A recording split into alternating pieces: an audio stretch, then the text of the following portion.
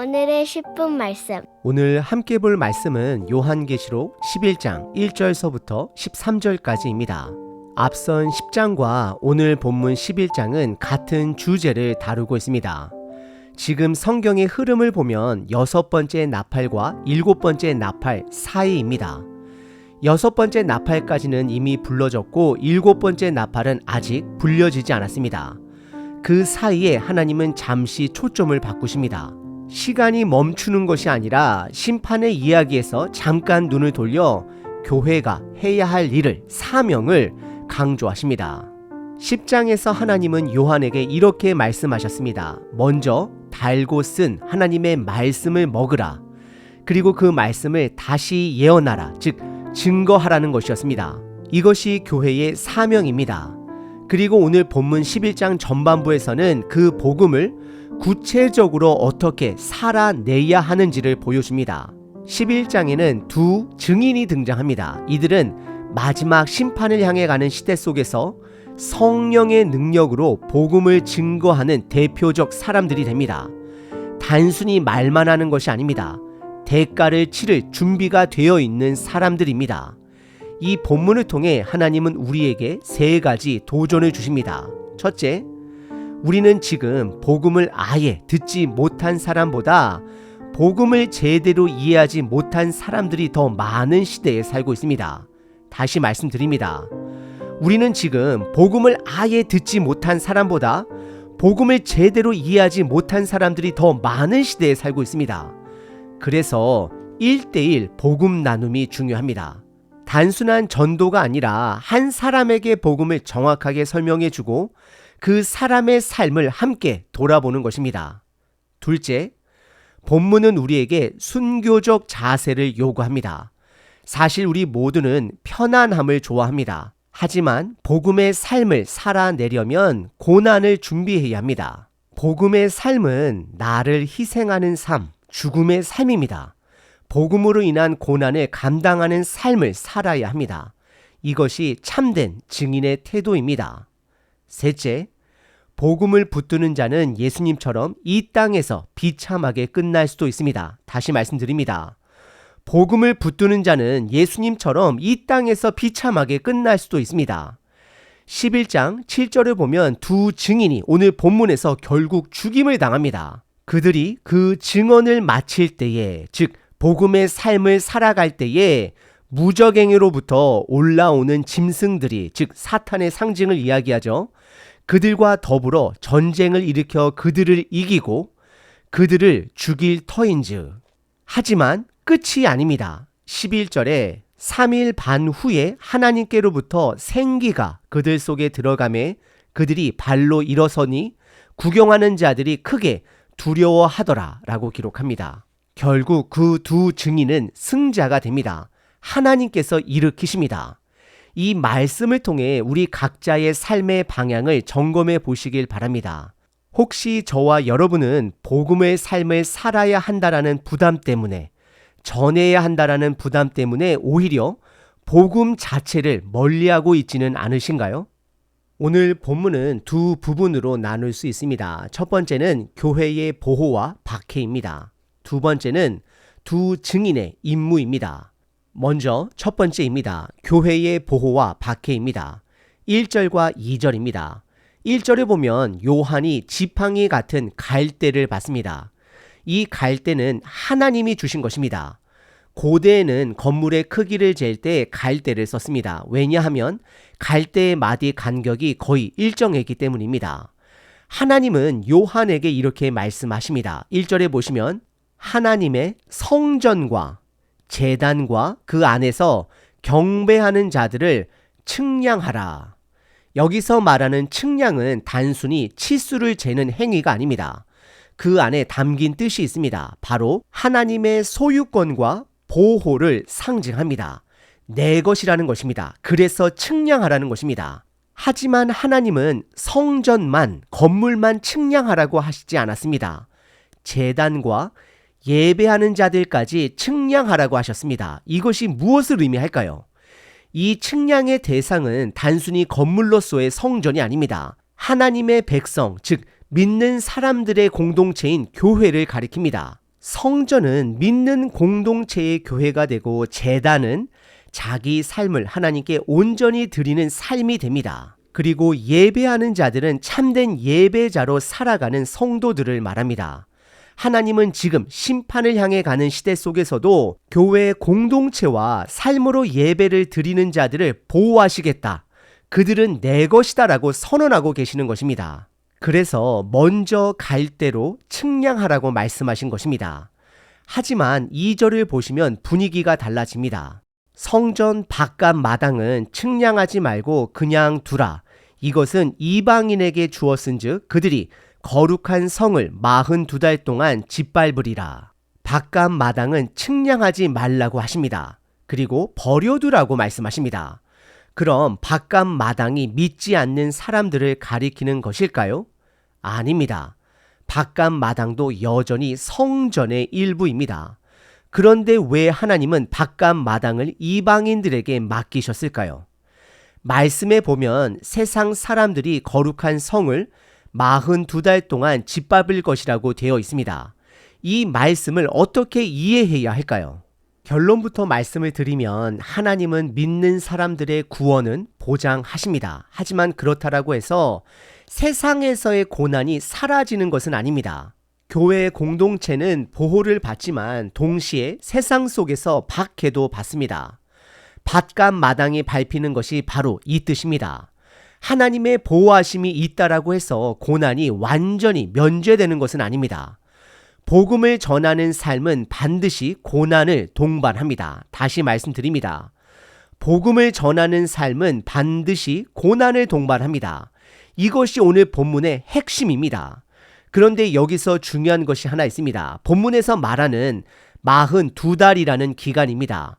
42달을 계산해 보면 3년 반입니다. 완전 숫자인 7에서 절반인 3년 반입니다. 이건 상징적인 의미를 가지고 있습니다. 또 일수로 따지면 오늘 본문 3절에 등장하는 1260일입니다. 구약 다니엘서 7장을 보면 하나님께서 한때, 두때, 반때 동안 고난을 당할 것이라고 예언하셨습니다. 그 내용과 연결됩니다. 예수님도 누가복음 21장에서 이렇게 말씀하셨습니다. 예루살렘은 이방인의 때가 차기까지 이방인들에게 짓밟히리라. 이 말씀도 오늘 본문과 매우 유사합니다. 결국 이 모든 말씀은 무엇을 말해주는 것일까요? 완전한 심판 때가 오기 전까지 교회는 세상 속에서 고난을 받을 수밖에 없다라는 뜻입니다. 하지만 중요한 것은 그 고난이 영원하지 않다라는 것입니다. 하나님은 이 기간을 정확히 제한하셨습니다.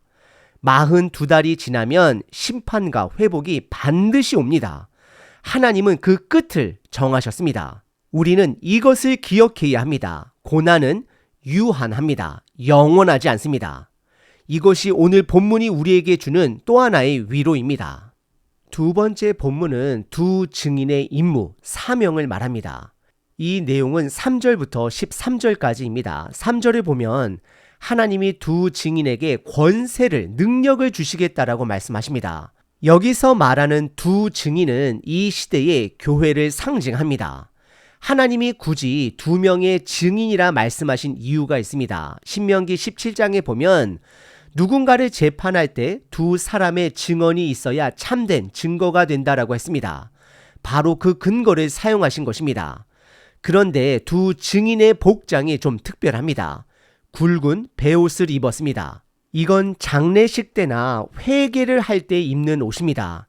이 옷을 입은 이유가 있습니다. 멸망을 향해 가는 시대를 향해 회개와 심판을 선포하라는 사명 때문입니다. 생각해보면 요나가 니느웨에서 회개를 외쳤을 때 니느웨 백성, 왕부터 모든 백성이 굵은 베옷을 입고 회개했습니다. 4절을 보면 하나님은 두 증인을 가리켜 두 감람나무와 두 촛대라고 말씀하십니다. 촛대는 요한계시록 1장에서 교회라고 명확하게 말씀하셨습니다. 하지만 감람나무는 따로 해석이 필요합니다. 스가랴 4장을 보면 감람나무와 금촛대가 등장합니다. 스가랴에서는 포로기에서 돌아온 수룹바벨과 여호수아를 가리키는 것이었습니다. 한 사람은 왕의 가문이었고 한 사람은 제사장이었습니다. 즉 감람나무는 기름 부음 받은 자들, 왕과 제사장을 상징합니다. 신약으로 넘어오면서 기름은 성령님과 연결됩니다. 성령님의 공급하심을 통해서 하나님의 일을 감당하는 것입니다. 그래서 두 감람나무와 두 촛대는 성령의 능력으로 복음을 증거하는 교회 공동체를 가리킵니다. 5절을 보면 누군가 이 교회를 해하려고 하면 입에서 불이 나와 그 원수들을 삼켜버린다라고 했습니다. 이건 실제 불이 아니라 말씀의 권세를 말합니다. 말씀대로 심판이 이루어진다라는 뜻입니다. 6절에서는 엘리야와 모세의 권능을 설명합니다. 엘리야는 하나님의 명령으로 비를 내리지 못하게 했습니다. 모세는 10가지 재앙에서 물을 피로 바꾸었습니다. 이처럼 하나님의 권능을 가진 교회가 이 시대에 존재한다라는 것을 보여줍니다. 하지만 그 권능은 우리가 생각하는 세상적으로 강해지는 권능이 아닙니다. 이 땅을 섬기기 위한 능력이자 복음을 담대히 증거하기 위한 권능입니다. 그래서 7절을 보면 이 증인들이 복음을 다 전했을 때 무저갱에서 올라오는 짐승이 등장합니다. 이 짐승은 두 증인을, 교회를 죽입니다. 권능을 가졌지만 결국 죽임을 당합니다. 이것은 예수님이 권능을 가지고 계셨지만 십자가에서 죽으신 사건과 비슷합니다. 이 사건은 전 시대적 교회의 박해와 순교를 상징합니다. 그 당시 로마 제국만이 아닙니다. 역사 속에 복음을 거부하는 모든 권력과 체제를 의미합니다. 8절을 보면 두 증인의 시신이 3일 반 동안 거리에 방치됩니다. 사람들이 모욕합니다. 이 장면은 예수님이 당하신 모욕과도 연결됩니다. 8절에서는 예수님이 십자가에 못 박히신 곳과 상징적으로 연결됨을 선언합니다. 그리고 9절을 보면 세상 사람들이 3일 반 동안 시체를 장사 지내지 못하게 막습니다. 왜 굳이 3일 반일까요? 다시 말씀드리면 완전수인 7의 절반, 즉 3일의 반은 제한된 악의 시간을 상징합니다. 악의 시간이 길어 보이지만 하나님이 정하신 제한하신 시간입니다. 한계가 있습니다. 10절을 보면 사람들이 두 증인이 죽은 걸 보며 기뻐하고 선물까지 주며 서로 축하합니다. 왜냐하면 두 증인이 복음과 심판을 선포했기 때문입니다. 세상의 양심을 찔렀고 불편하게 만들었기 때문입니다. 세상은 복음과 심판의 메시지를 싫어합니다. 증오합니다. 하지만 우리는 이 복음의 고난에 동참해야 합니다. 이것이 교회의 순교적 사명입니다. 11절에 보면 3일 반 후에 하나님의 생명의 영이 두 증인에게 들어갑니다. 다시 살아납니다. 이 장면은 에스겔 37장의 마른 뼈 환상과 연결됩니다. 교회의 부활과 최후의 승리를 말합니다. 지금도 많은 교회들이 부흥을 꿈꿉니다. 하지만 진정한 부흥은 고난을 견디고 하나님의 생명으로 살아나는 것입니다. 12절을 보면 하늘에서 큰 음성이 두 증인을 부릅니다. 그리고 구름 타고 하늘로 올라갑니다. 이건 예수님의 승천과 연결됩니다. 그때 세상 사람들은 두려워하기 시작합니다. 13절을 보면 큰 지진이 일어나고 도시의 10분의 1이 무너집니다. 7,000명이 죽습니다. 하지만 나머지 사람들은 하나님께 영광을 돌립니다. 이 장면은 심판과 회개가 함께 일어나는 순간입니다. 우리는 여기서 하나님의 은혜를 다시 한번 발견합니다. 하나님은 끝까지 돌아올 사람을 찾고 계십니다. 도시의 10분의 1이 무너졌다라는 것은 아직 부분적 심판이라는 뜻입니다. 나머지 사람들은 아직 남아 있습니다. 7번째 나팔이 불리기 전입니다. 여전히 기회가 남아 있습니다. 하나님은 끝까지 돌이킬 사람을 기다리고 계십니다. 찾고 계십니다. 오늘 본문은 성전 안과 밖을 구분하면서 시작했습니다. 성전 안에 있는 사람들은 하나님의 보호를 받습니다. 하지만 동시에 성전 밖에 있는 곳은 이방인들에게 42달 동안 짓밟힙니다. 3년 반입니다. 1260일입니다. 이것은 우리에게 중요한 사실을 알려줍니다. 교회의 공동체는 하나님의 심판으로부터는 구원을 받습니다. 하지만 세상의 고난과 박해로부터는 면제되지 않습니다. 그리고 이 시대의 교회를 상징하는 두 증인도 마찬가지입니다. 하나님은 두 증인에게 엄청난 권능을 주셨습니다. 그런데 그들이 가야 할 길은 죽음의 길입니다. 그들이 받은 그 권능은 그 죽음의 길을 걸어갈 수 있는 권능의 힘이 됩니다. 무적행에서 올라온 짐승들이 두 증인을 죽입니다. 즉 증인은 순교당합니다. 3일 반 동안 시신이 거리에 버려지고 모욕당합니다. 하지만 이때 세상은 착각합니다. 자신들이 승리한 줄 압니다. 그런데 사실은 3일 반 동안의 잠깐의 승리일 뿐입니다. 이것이 교회가 걸어가야 할 길입니다. 저와 여러분들이 걸어가야 할 길입니다. 주를 따르는 사람들은 이 땅에서 예수님의 십자가의 길을 따라가야 합니다. 그것이 불가피한 길입니다. 하나님이 주신 권능은 단순히 기적을 행하라고 주신 것이 아닙니다. 고난 속에서도 복음을 전할 수 있는 권능입니다. 그리고 고난을 이겨낼 수 있는 권능입니다. 하나님은 결국 이들을 살려내십니다. 우리들을 부활하게 하십니다. 이 믿음이 있어야만 우리는 이 땅에서의 고난을 받아들일 수 있습니다. 그래서 우리는 기억해야 합니다. 순교의 정신은 교회의 사명입니다. 죽음을 향한 준비, 그것이 임무입니다. 그러면 반드시 하나님이 우리를 살리십니다. 이것을 믿는 것이 참된 믿음입니다. 우리는 이 시대의 두 증인으로 부름을 받은 사람들입니다. 성령의 능력으로 복음을 증거해야 합니다. 그리고 대가를 치를 준비가 되어 있어야 합니다. 그러기 위해서 세 가지를 기억해야 합니다. 첫째, 우리는 복음을 아예 듣지 못한 사람보다 복음을 잘못 이해하고 있는 사람들이 더 많은 시대에 살고 있습니다. 그래서 내가 먼저 올바른 복음을 먹어야 합니다. 단맛만 보려는 반쪽짜리 복음으로는 안 됩니다. 쓴맛의 복음도 먹어야 합니다. 둘째, 본문은 우리에게 순교적 자세를 요구합니다. 죽음까지도 각오해야 합니다. 우리는 여전히 편안함을 추구합니다. 죽음을 두려워합니다. 하지만 믿음이 있다면, 하나님이 다시 살려주실 것을 믿는다면 현재의 고난과 죽음의 삶을 담대하게 사명으로 받아들일 수 있습니다. 셋째, 복음을 붙드는 자는 예수님처럼 이 땅에서 비참하게 끝날 수도 있습니다. 하지만 결국 승리자가 될 것을 믿어야 합니다. 오늘 본문은 우리에게 묻습니다. 나는 지금 어디를 향해 가고 있습니까? 내 삶의 방향을 다시 한번 점검해 봐야 합니다. 혹시 저와 여러분들은 편안함에 익숙해져서 복음의 대가를 치르지 않으려고 하고 있지는 않습니까?